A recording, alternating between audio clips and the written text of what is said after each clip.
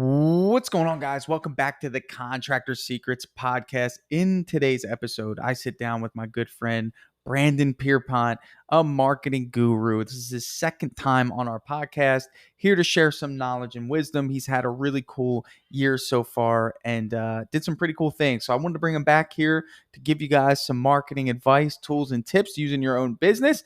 And that starts right now. Contractors all over the world are wanting more time, more freedom, more impact. The way we do this is through implementing systems, processes, standards. Welcome to the Contractor Secrets podcast. Here we hit business strategy, coaching, mindset, motivation, the tools you need for success. So strap in, listen up, and get ready to grow on the Contractor Secrets podcast.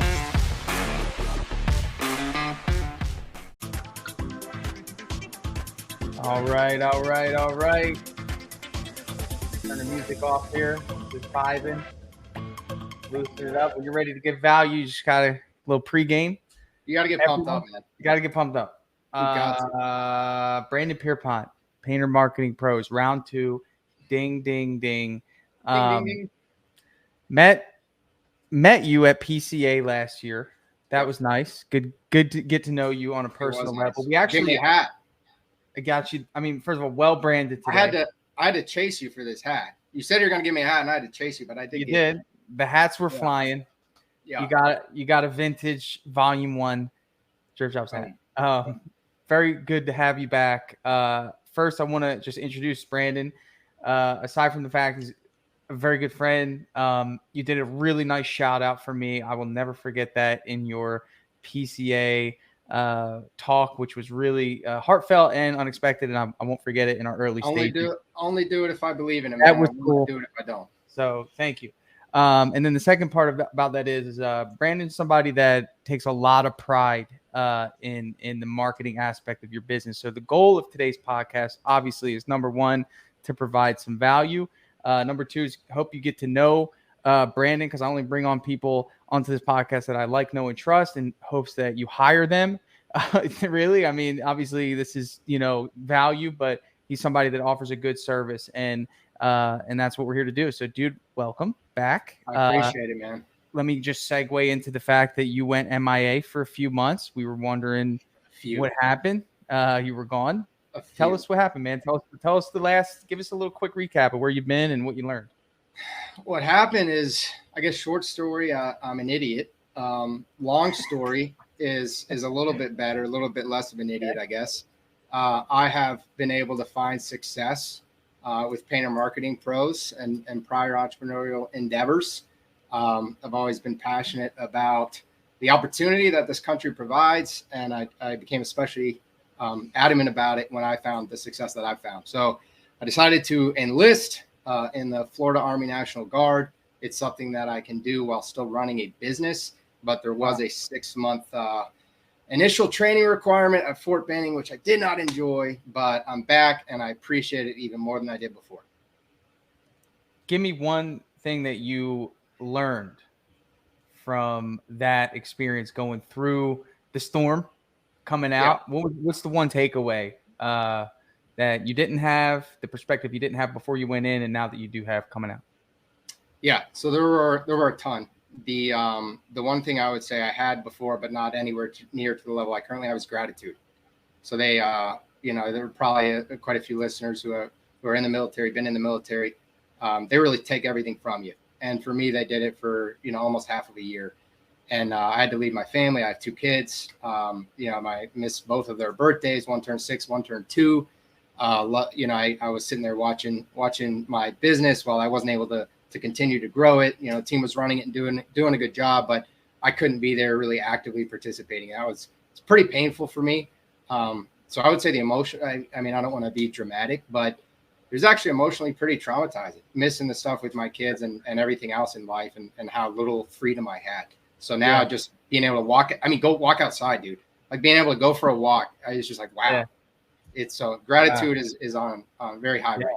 Wow. Cool, man. Well, that's good. I'm a very big fan of gratitude and how it translates to business. And so many awesome luxuries we have here. So that's cool, man. Thanks for sharing. So Yeah. let's get into it, man. I want to talk the new Spark that it looks like you have. I really want to dive in. We're going to do a little Q&A here as well. Hope you're okay with that. I just threw you in here. We just do what we got to do. Dude, yeah, I didn't know how it was going to go, but I'm pumped, man. Podcast. We're moving quick. Let's hit it.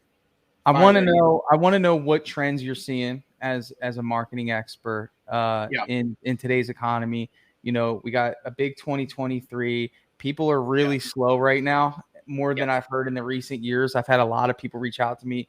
Tanner, I'm running out of work for my team. Tanner, what are you doing to keep your guys busy? So I'm going to let you answer that question. We're going into 2023, some things that you're seeing, some strategies on the Google side. And, we know about web presence, but how do we actually take pen to paper or, make those transactions happen?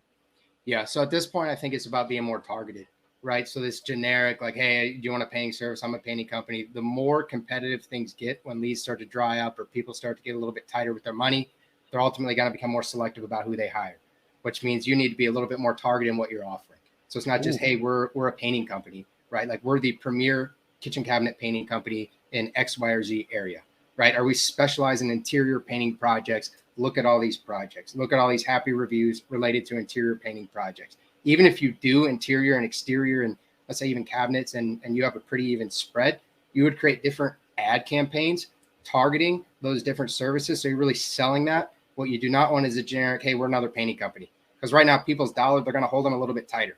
Right. And then when you actually have people come in, here's where I think Dripjobs is so critical. Your sales system needs to be dialed in.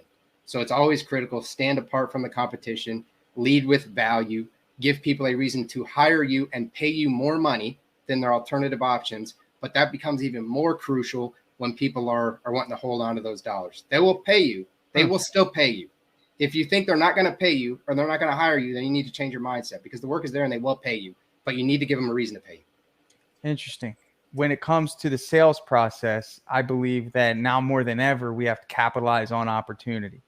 We're going to have to start getting creative. We can't just rely on the leads always popping in left and right. We really got to capitalize on those leads, which I'm sure one of your biggest frustrations, as is every marketing company, is the lack of the process behind capital. What are you doing? Yeah. What are you doing? Right? I mean, in other words, it's almost like, if the lifespan of a lead is maybe the first day, right? Like if they get the lead and the lead doesn't convert to a sale, then that's the last time they contact that lead and it's just a bad lead, right? You get that. They called them and they didn't answer, dude. Yeah. And then they send them a text 6 hours later. I don't know what else you want from them. Right. In any turbulent economy, the hustlers win. And, you should have been hustling as if this were to happen in some way or shape or form. We don't know what's going to happen. I'm just saying that, the muscle that you build by really squeezing out that lead is a good muscle to build in a fluctuating economy, right? So, when it comes to, from your perspective, on your side, it's, hey, I'm going to create a web presence for you. I'm going to create branding for you. I'm going to help you get people to trust you online, right? We talked about that in the last time we conversated. It was like, your job is to build trust with people online. But then once you do all that, what efforts do you make as a marketing company to ensure that they're actually capitalizing on that interest? Yeah. And that's where the sales system comes into play. And you mentioned hustling, right? You have to hustle. Obviously, sales skills, having some sales ability when you show up is good, but a lot of it, you need to be automating. The hustler is kind of this stereotypical, he's going to go door knock. He's going to do whatever, selling shoes out of the back of his car, right? Like how Nike started. He's going to do whatever he needs to do to win. Am I still good? Okay. But now we have so much automation available to us. It's like you're hiring, a salesperson, right? To kind of hold the customer's hand along the whole journey. Use what you have available. We didn't used to have this, right? Dripjobs didn't exist, right? Softwares like this didn't exist. In the past 5 years, there's been an absolute explosion. They've come into home services in a way that they weren't there before. So learn them, adopt them. There is a learning curve, unfortunately, right? Especially if you don't have a background in using kind of more advanced softwares or even computers in general. There is a learning curve, but it's worth it, right? You have to invest in employees. Sometimes you invest into creating SOPs, invest into setting up your system so that they can do the lifting for you, especially as you scale. I love it in a sense that, you know, of course, this isn't just to plug Dripjobs or really any, like, you know, it's not what I'm about, but there's value there. It's either you hire someone to do it, you have a software to do sending me it, a check, or as you do it, right? What's that? Yeah, I thought the whole thing was I was just gonna keep talking about Dripjobs and you were gonna send me a check. But keep that between us, man. Oh yeah, okay, dang. All right. Cool. But, you know, ultimately though, I really want to zero in on just the principles behind it, right? So in other words, when you bring on a client, you know, capitalizing on the leads is important, right? But you're talking about how you got to zero in, target what you do and who you do it for. That's hard. I mean, ultimately that's your job, right? You have to find who their ideal customer profile is. It's not my job. It's our job. So we're not going to come in and tell them. We work with them. Sure, it's a cumulative effort, right? And that's the last thing you want is them to say, "Hey, you were supposed to do this for me." It is a team effort when you hire a marketing company. What are you doing to kind of combat the noise on Google, combat the noise on any of these other channels, you know, to get your clients seen and heard when their customers are looking for their services? Yeah, so Google pay-per-click has been pretty interesting this year, right? Like it's always a bit of a dicey scenario if you don't know what you're doing. Pay-per-click is a great way to just throw money into a black hole and then you walk away and say, "Oh, Google ads suck. They don't work." It is crazy. It's crazy, man. How much if you don't know what you're doing, and you're like, "Oh, I'll just try to run Google ads myself." You are just throwing that money. Most likely, you're throwing it away unless you're just a lot smarter than I was when I started, right? Right. But I would say over the course of this year, those costs per click have really gone up. And they've gone up, and there's varying theories about why. It hasn't happened in every market, but we've seen it in quite a few markets. I think Angie and Thumbtack and those kinds of companies are bidding them up. You know, I think the economy in general has just made people more interested and focused on home services. And obviously Q4, they're always going to go up, right? Because everything with Black Friday and all the holiday deals, it just marketing in general goes up. Paid ads go up with Facebook, Google, and you have to account for that. And unfortunately, it's kind of a double whammy for painting contractors because they wait and you know, oh, they're so busy during the summer. They can't really plan their marketing. They can't invest in the future. Then they get to Q4 and they're like, oh crap, I'm out of leads. Oh my gosh. So wow. And then guess what? It's also the hardest, most competitive, most expensive time to advertise. So you're just kind of getting pounded. And that's why I'm such a big believer in the long-term approach. Like right now, we generally work with clients that are focused long-term, right? We work with ambitious, aggressive, growth-oriented painting company owners, but that are in it for the long term. So right now we're dealing with current issues, right? We have a lot of painting companies up north, but we're also, hey, let's talk about next fall of 2023. Let's talk about next winter. So that when we get there and everyone else is scrambling and playing this, you know, thing where they chase their tails around a circle, you're not going to be doing that anymore. Dig your well before you're thirsty, right? That's a good principle to live by in the marketing sense, also the hiring sense. But also there was an analogy I heard about how, you know, let's say that your marketing channel is a baseball stadium, and ultimately there's only so many advertising spots in that stadium that ultimately what's going to happen is that you're advertising in a time period where, again, there's only so much room to go around, and that the feed's only so big, man. Right. So then it becomes the bidding system, right? And the bidding system, and there's another marketing principle that says he who pays the most for the client usually wins the client, right? Have you ever heard that? Whoever can pay the most wins, right? So now we're in a position where, you know, your marketing channels are starting to get oversaturated. You're having to pay way more in a way very uncomfortable for most people who aren't used to this. And we're talking about the companies that are doing less than $1 million. You know, these companies that have been kind of surviving off of word of mouth. Maybe they've been in business for 4 or 5 years and haven't really had maybe some organic reach, but haven't really had to really put out a solid marketing effort. And they think an average close rate is 80%. They don't realize that it's just because it's referrals and friends. Yeah, that's not good. You paid ads and they're all of a sudden it drops to 30 or 40. They're like, oh my gosh, this is terrible. You have to be prepared. Can you walk me through like what a plan would be like? Like, let's say this were my company and, you know, I'm doing around $1 million in revenue a year. Yeah. We've kind of tapered out and I'm a little worried about the future in terms of lead gen, you know, and obviously the hierarchy is if you want more jobs, you need to do more estimates. If you want more estimates, you need more leads. If you want more leads, you got to spend more money. If you want to optimize your spend, you hire a marketer. Okay. So what would be like that give me that start to finish assessment, maybe take me through that, because I think a lot of people have a question of what that would be like. Yeah, no, I like that. You're getting to the grassroots of this. So first off, who's your customer, right? And I harp on it so much. You harp on it so much because it's overlooked. People don't respect it. They don't appreciate it how you need to. Yeah. Whoever your customer is, if you know it's a certain demographic, it's a certain, you know, their home is worth over this amount of value, or they make over this amount of money. You can find all these stats online. It's not hard to find this kind of stuff. And if you've been operating for a while, well, where do you like to work? Where are your best customers, right? Target those zip codes. And then is it interior, exterior? What are your profit margins? Obviously, if you're up north, you're not doing exterior. Is it cabinet painting? Can you lean more into these higher margin jobs during winter, et cetera? But once you figure out who you're targeting, actually, let me back up for a second and touch on the funnel thing, right? So you just mentioned, so there are a couple stages to this. Number one is actually the leads coming in. That's your top of funnel, right? And there are opportunities where you can win and where you can lose at every single stage. So top of funnel is your leads coming in, and you want to have that be as big as possible, right? Without wasting your time with terrible leads. Step number two is essentially pre-qualifying, setting the estimate, right? So you have to pre-qualify, set the estimate, make sure that it makes sense. Step number three is closing. Anywhere along this journey, if there's anything going wrong, you're not getting projects. You have to have the leads, you have to qualify and set the estimates, and then ultimately you need to have a good enough, strong enough sales process, build that value where you close it. And then I would potentially argue a fourth, you actually have to get profit out of it, right? So obviously that's tied into the estimate, but you have to be able to sell them on the value, not win on cost, not win because you're the lowest price option. Once you figure all that out, once you understand the funnel and who you're targeting, then it's about, all right, where are you going to advertise, right? So some painting companies, believe it or not, find success on Yelp and Angie. I always am kind of shocked, but I do get that, let's say 1 out of 10 times. But Facebook and Google ads, right? There's this war of, okay, should you do Facebook or Google ads? Obviously, Facebook is cheaper. You're going to get, they charge per impression. They don't charge per click, right? Google is pay per click. So the only time you're paying is when someone clicks. Facebook's charging per impression, but Facebook's what's called interruption advertising. They're looking at their cats, they're talking to their friends, and then boom, you pop up. So you better have something pretty compelling.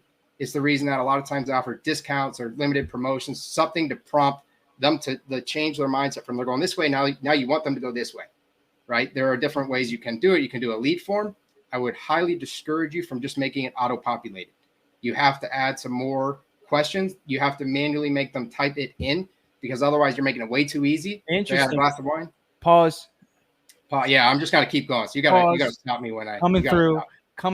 Yeah, I'm just gonna keep going. You got marketers out there that say that's friction. That's friction, Brandon. What's friction? Having people answer more questions on that initial lead form. It's friction, and it's friction for a purpose. It's 100% friction. So you. I'm a fan of it. I'm on your team. I'm just letting you know. No, I know. Guys out there that want to give the first letter of the first name and then the phone number. Yeah, first letter of the first name. So hey, again, Jay. It goes back to the funnel, right? So step 1 and 2. So volume of the funnel, the more hoops you make someone jump through, the lower volume you're going to get at the top of your funnel. Every single thing you make somebody do, you're going to lose people along the way. So if you have a lead form means that they stay on the Facebook platform. They don't have to go anywhere. And you ask a couple additional questions that they have to fill out. You ask them what kind of paint, interior, exterior, cabinet, what are they looking for? Epoxy flooring, whatever it is, right? You ask them for a brief description. Every single time you add another, whether it be a radio button, a short form answer, whatever it is, you're going to lose more people. If you take a conversion ad and you actually take them off the Facebook platform to a landing page, you have an opportunity to build much more value in the landing page, but you're also going to lose a significant more number of people, and you're going to pay more per lead because now you're actually making them leave what they're on for a company they probably don't know. That's a big interruption. It's a big interruption. You're making them go to literally a different website. Like yanking them out of their house and you're yanking them out. But everything that you're doing, you're increasing the quality because now they've put in some work to you. They put in a little work. They're not just, click a button. That's why the Angie leads are so crap. It's one of the reasons. There are several reasons. Well, I should be a little careful, right? They're in the PCA's vendor. That's why sometimes people say certain things about them because it's real easy. You just submit the button. Half the time they don't even respond, right? The easier you make it, the crappier leads you get. So does that answer that question? I want to know what your thoughts are on volume promise in the marketing space, right? X amount of leads, is there a place for marketing companies to promise quality? Yeah, I will tell you the challenge from a marketing company owner on that. So what the painting company owners want is, hey, you're going to guarantee me X amount of revenue, right? Or the smarter painting company owners, what they want is you're going to guarantee me X amount of profit, right? Because profit, revenue is vanity, profit is sanity. Revenue doesn't mean anything if you're not making any money. So that's what they want. The reason why marketing companies don't typically offer that is because we don't control all of that. We're not the ones going to the house. We're not, even if you're using the system, right? So say you're using Dripjobs, say you have a team member and they're helping them set it up, making sure that the drips actually add value. It's not just janky or doesn't apply to their company.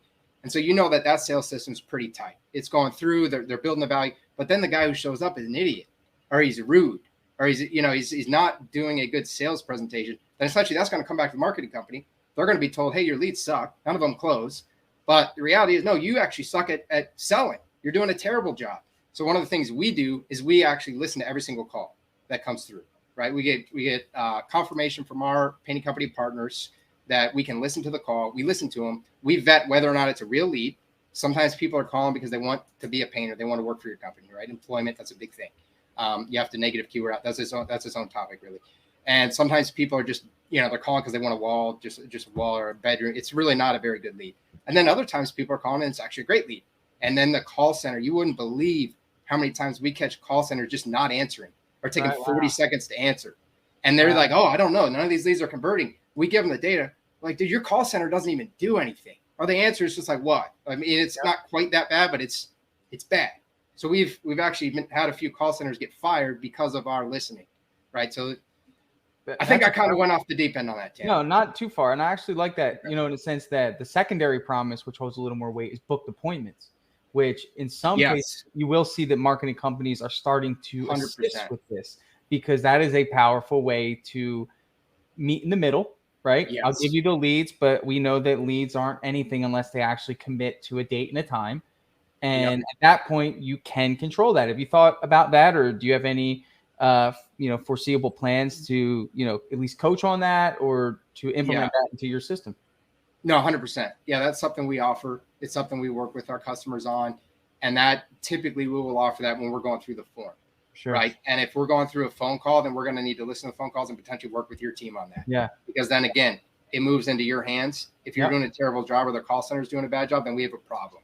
Right. If it's going through a form and all that, then we can actually control every single step of that. And that's why you'll see sometimes franchises just take away that entire process from the hands of the actual franchisee and have a call center just book appointments, because that deserves its own system. Yeah. So interesting. Yeah. Interesting point on the process. So taking them through the process, and again, initially kind of really just going back to the expectations of what a marketing company is going to do for you when it comes to creatives, when it comes to the client's expectations. Where does your process fall in terms of, like, I sign up with you, am I responsible to create the ads?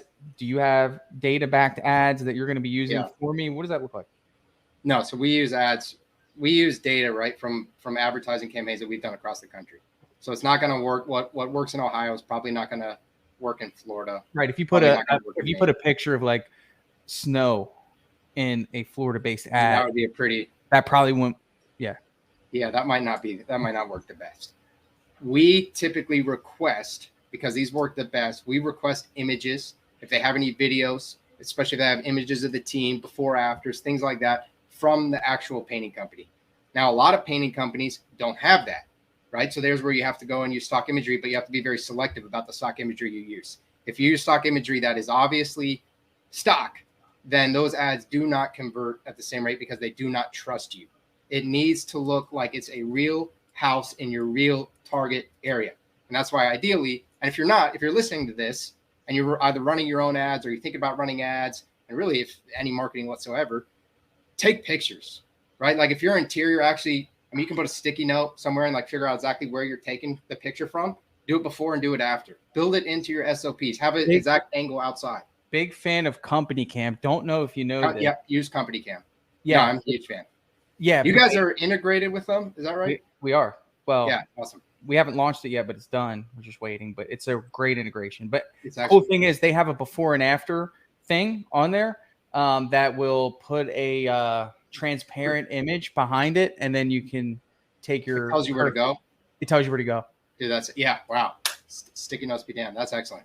Yeah. So forget the sticky notes. I actually thought of like spray painting some like in the grass, like where I stood. I've definitely had that They thought. would. I'm sure the homeowners would love that, man. Yeah, they Upscale love it. Like homeowners nice red spray paint. spray Yeah, sorry, paint it's their for the yard. gram. It's for the gram. Just let them know, man. They'll be understanding.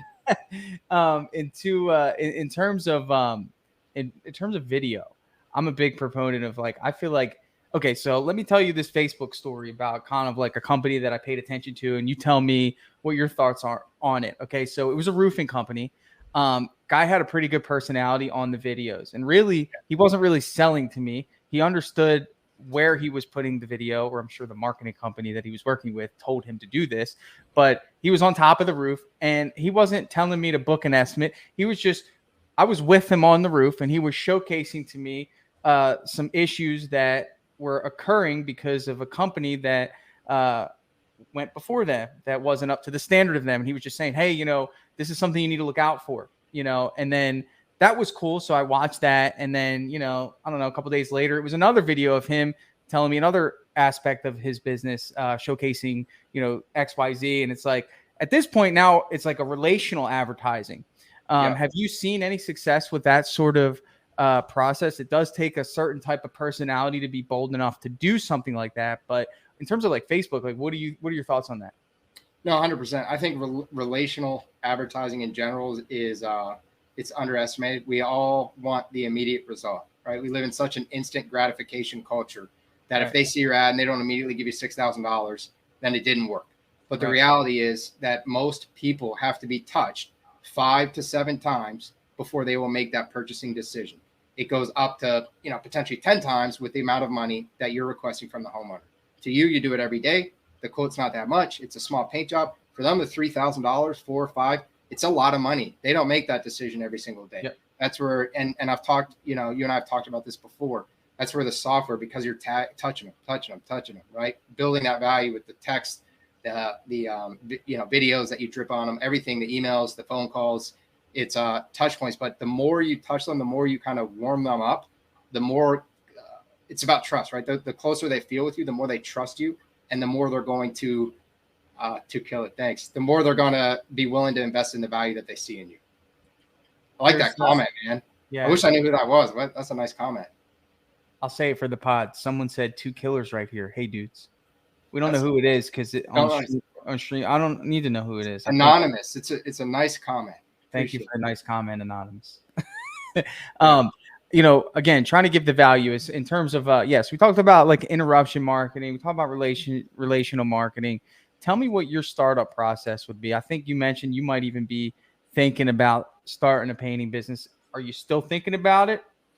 Dude, I am. I want to. So I'm in this, I want to. So I'm in this position where, I'm going to start one, but I'm not going to start it today. And it's just because I have too many things. There's Painter Marketing Pro is going too well. Working with companies across the country, it does not, the power of one, right? It doesn't make sense for me to split my focus and start a brand new company, even though it is synergistic with 100%. Painter Marketing Pros. Very hard to do. I can attest with Dripjobs in the painting business. It's you're splitting that time and you're not 100% on either of them. 100%. Yeah. Expo ready. Oh, what's up, Nick? Yes. That's Nick. Yeah.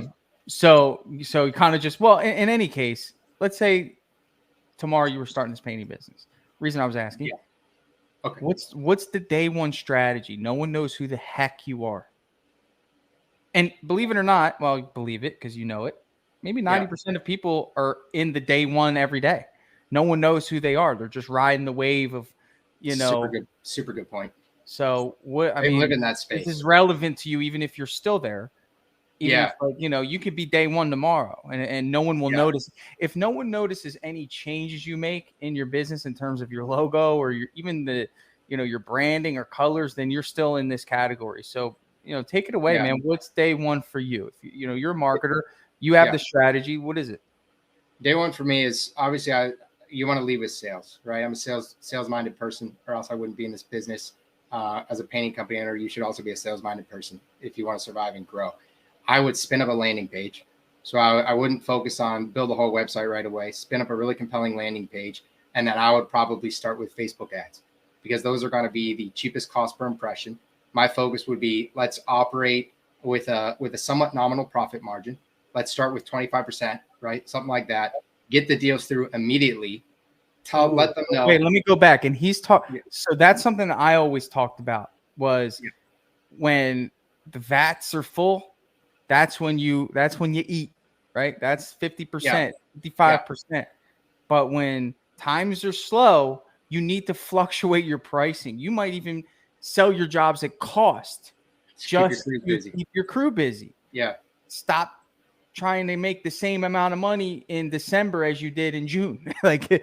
What's more important, getting your team through December and having a team on the other side, or losing 8 people along the way because you were too worried about being tied to your price? Yeah.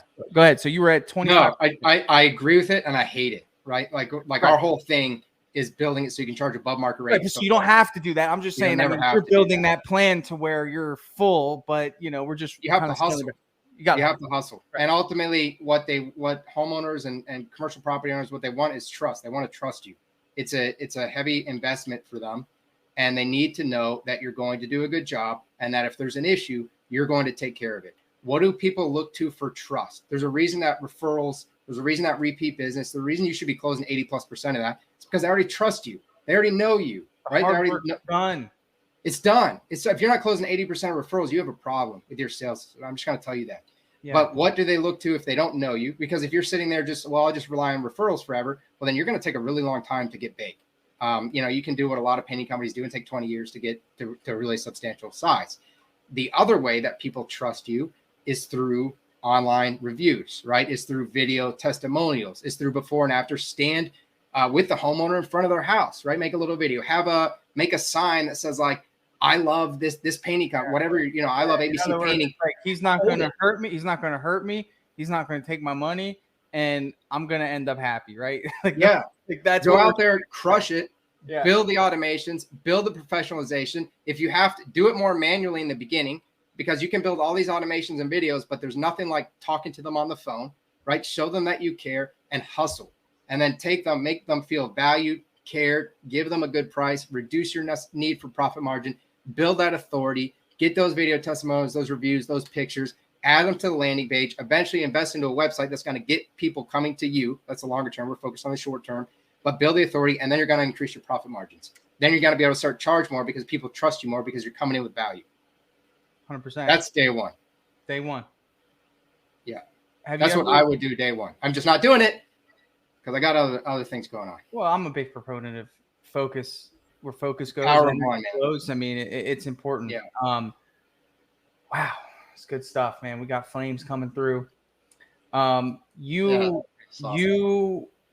are a good guy, and I want to make sure people understand that. Hopefully, you can hear the passion. I think I'm the middleman in terms of like I'm the contractor, but I also have like the software, and I understand it from the contractor perspective. I'm trying to serve all these people with software, and it's like, hey, marketers and me work really well together. I want to be friends with marketers, but you got to have a certain core value because there's people that get taken advantage of. A lot. You told me about this link where someone can go. Tell me about this offer, man. What are we going to give anyone that is watching this? Yeah. So there is a link that I'm actually going to drop two links. All right. I'm going to drop 2 links, Tanner. I have one right here. Which one's this? So this one is, you can go there. You can learn more about our system, right? How it works, how we build your authority. If you're looking at this, screenshot it so you can get it later. Good. Yeah. Is that the right? Yeah, that one's fine. That's the second one you sent me. Is it? Okay, perfect. How you can basically build your authority and get those jobs closing, right? So the high profit margins and the consistent close rate. That's how we do it. You can learn more about our system. If you're interested or you think we might be a fit, might be able to help you, you can book a call with us. Another link that I'm going to send you right now is, I'm going to do a plug for my podcast. And I want to do it because I believe in the podcast. And if you're not listening, I think you would derive a lot of value from it. It streams on PCA Overdrive. I've worked on it with Chad Shermer, the creative director of the PCA.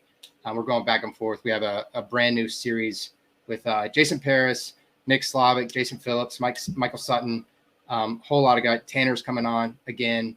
A lot of those same people have been on this podcast, so it is a powerhouse lineup. It's power. Yeah, and then we're changing it. We've been doing one-offs. This year it was all interviewing painting company owners across the country that are doing over $1 million a year in revenue. And then next year it's going to be some of that. There's going to be a Painter Marketing Pros approved, industry approved vendor series, which is where Tanner and just only Breakthrough Academy is probably going to be on there. It's really only the top are going to come on. Elite Business Advisors going to come on, just more. And then there's series. So Jason's doing a 4-part series. Jason Phillips doing a 6-part series. So we're taking what we covered this year, and we're basically diving into incredible depths. So I put up a link. Tanner's going to drop a link. That is to the Facebook podcast, the forum group, where you can we have the podcast guests in there. You can tag them. So you can listen to a podcast episode and you can tag them. You can say, hey, Jason, you talked about this, but I'm not really sure it would work for me. Or how would you do it? Or this is my situation. You can tag Jason Parrish. You can tag Jason Phillips. You can tag any of these guys, and they're going to respond to you. So it's basically a round table. We're going to do lives. We're going to do other things, but that's a huge value. Is you actually are connected to all the guests. Love it. I think, the community aspect is important for you to put yourself out there as a marketing company and boldly create a community of people that you've served and people that you're in community with. So says a lot. I'm learning from the best, man. I'm learning from you. Hey, man, community is important, man. It's like if you have nothing to hide, you'll create a good community.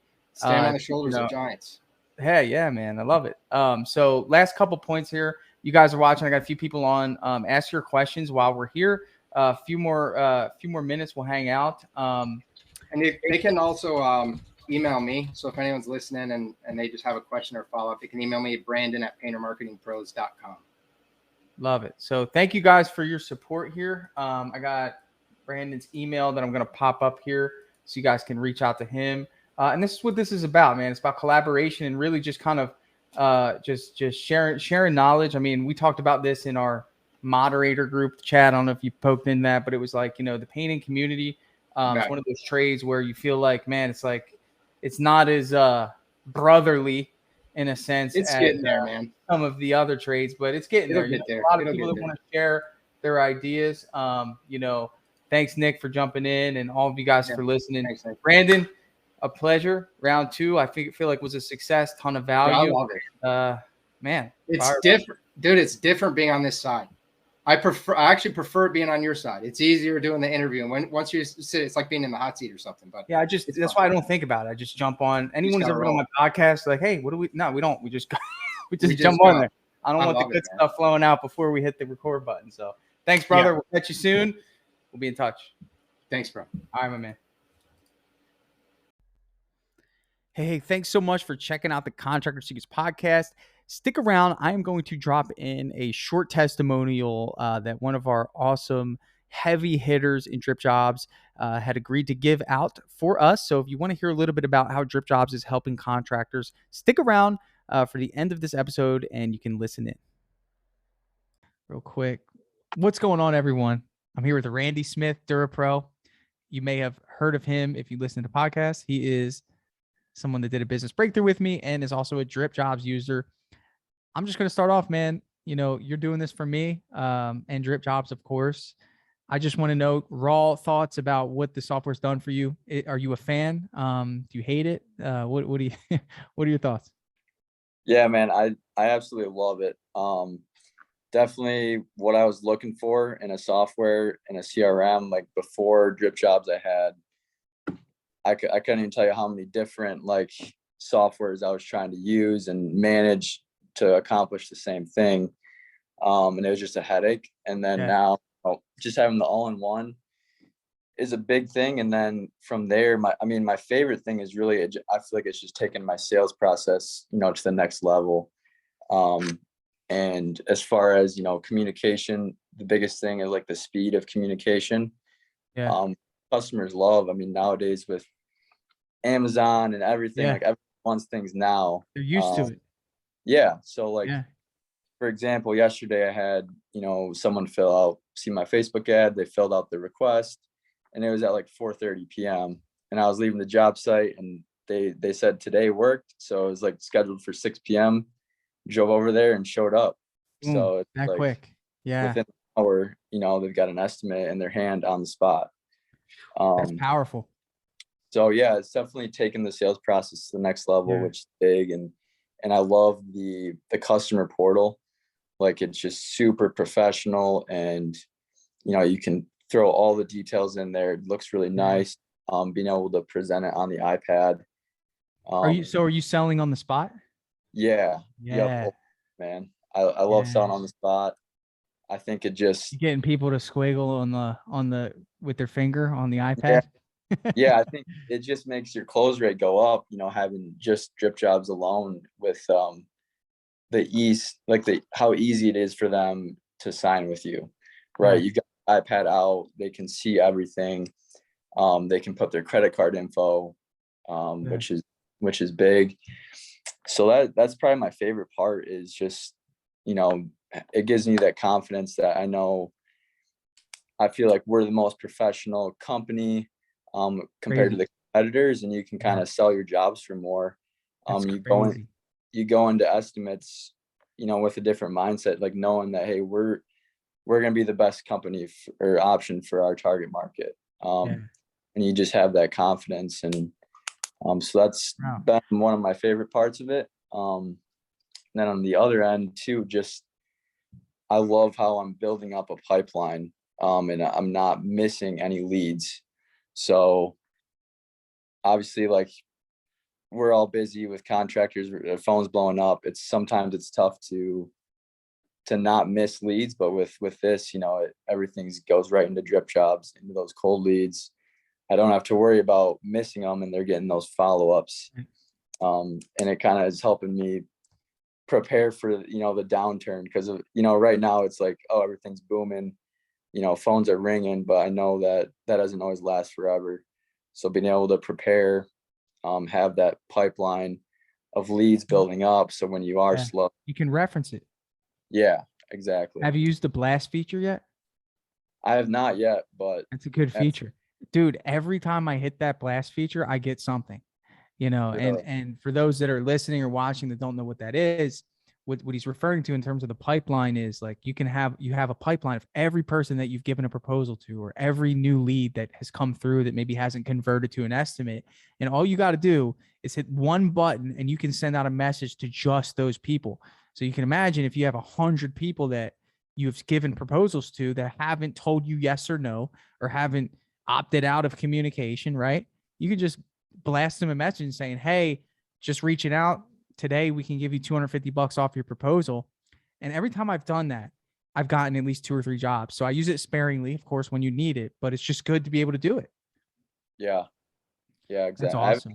But I'll have to. That's huge. I love what you said, man, because there's an interesting thing about what you said in terms of, well, number one, selling on the spot, right? Creating an experience. But, dude, when I made this, it was out of frustration, right? Great things come out of frustration, because I know, like, you got to have the full circle from the initial intake to the final goodbye. So in terms of what your customers, like, how are they responding to the drips? Because some people tell me, well, I don't want to follow up too much. Like, I think it's annoying, or, automated. People think it's a robot. Like, what is some of the feedback you've been getting in terms of, like, the responses people have when they get a drip email and it's like 2 weeks later or whatever? Yeah, I've gotten only good feedback from it, really. I mean, I'm sure it's annoyed a few people that, ended up not being our customer anyways. So it's like, hey, you're never going to make everyone happy. Right. But overall, I think people appreciate the communication, like, in the trades in general have gotten a rap for, not answering the phone, not getting back to people. So I think being able to showcase, hey, we've got a system in place where, we're organized, we're on top of it, and we're communicating with you, from the second you reach out to us all the way to wrapping up the job. So I've gotten good feedback from it for sure. Love it. That's huge, man. That's huge. So last question, bro. And again, thank you so much for your time. If you could let someone know who's on the fence, and usually everyone's on the fence when it comes to new software, because everyone promises that it's going to solve their problem. Can you give them a piece of advice? Yeah. I mean, for me, it's a no-brainer. Like has shaved hours of workload off my week. I guarantee that it's made me close way more jobs. Yeah. I feel way more organized, more professional. Yeah. It's just, especially at the price point, it's like, Yeah. I mean, I would spend $1,000 a month on it. You know, it's like, Watch it. I'm kidding. yeah, I know. No, I appreciate the That's honesty. granted, but no, I just have a lot of Yeah. good things to say Thank you, man. about it. And, Yeah. you And know, for you to take how- time out of your day, bro, it means the world. You know, yeah, you get a little gift bag, but it's like, dude, your time's valuable. It shows that you really care. Shows that we've done a good job as a company, giving you something that you rely on, where you cannot think about what's going on in your business. You trust us, and we take that so seriously, man. So thank you, bro. You're killing it.